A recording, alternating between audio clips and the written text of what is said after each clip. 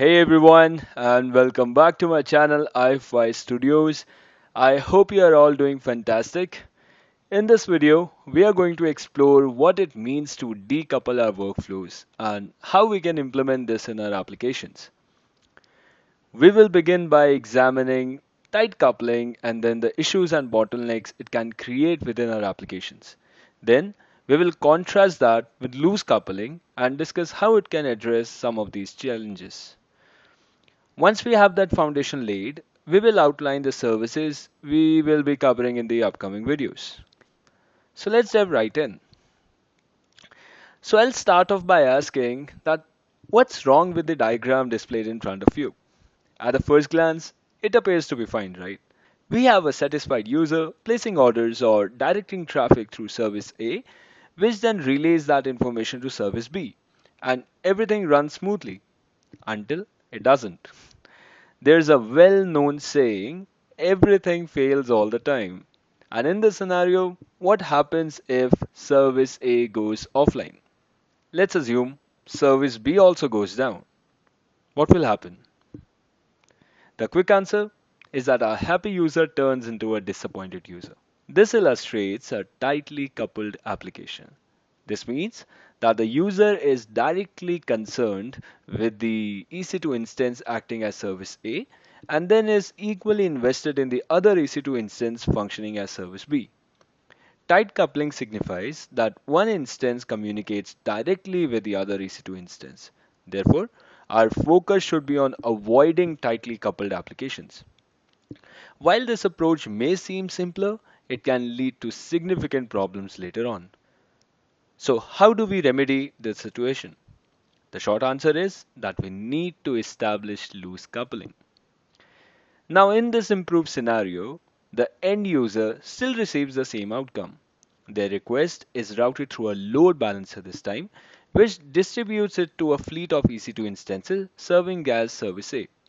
These instances then send traffic to another load balancer for service B, which further distributes it to its own EC2 instances. With a loosely coupled application, if one or multiple instances from either service A or service B goes offline, it's not a concern. The load balancer is responsible for directing traffic only to the healthy components. This setup allows multiple instances to work together, and it can maintain a fleet of resources which then service A doesn't need to know anything about the service B other than just sending requests to the load balancer. The load balancer guarantees that the request reaches healthy architecture. As long as there is at least one instance running in the service A and one in the service B, we are in a good shape. And it's crucial to grasp that loose coupling is generally preferable over tight coupling in almost every scenario.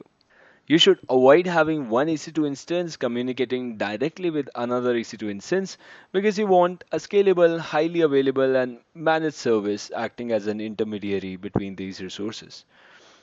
Now, with this, let's look at some excellent services and tools provided by AWS. First up is a simple queue service or SQS. Now, SQS is a fully managed, highly available messaging tool that can be utilized to decouple applications. It can effectively sit between service A and service B, serving a similar role to a load balancer. Now, this clearly proves that load balancer is not the only solution here. We can easily use these decoupling services currently flashing on the screen. Next, we have the simple notification service or SNS. SNS is your go-to solution if you want to send notification proactively. Now, what does it mean by proactively? If you need to deliver a single notification to an endpoint, instead of keeping it in a messaging queue like SQS, SNS is the right tool for you. Now, SNS works on two models. First, app to app, and second, app to person.